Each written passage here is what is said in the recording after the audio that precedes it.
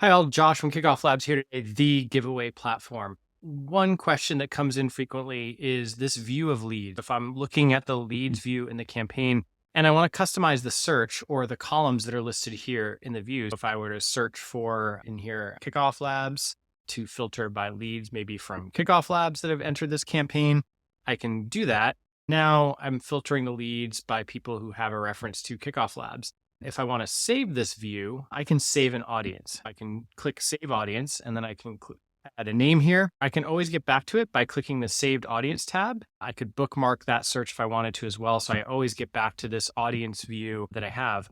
The audience view also stores the columns. So let's say I wanted to add the IP address to the column to check out the IP addresses of the leads coming in. So I can see how my leads signed up. I can check IP address, update the audience, and now you can see the IP address column in here. I hope you've enjoyed this quick tip for changing the column view in your lead search, for creating different default lead searches.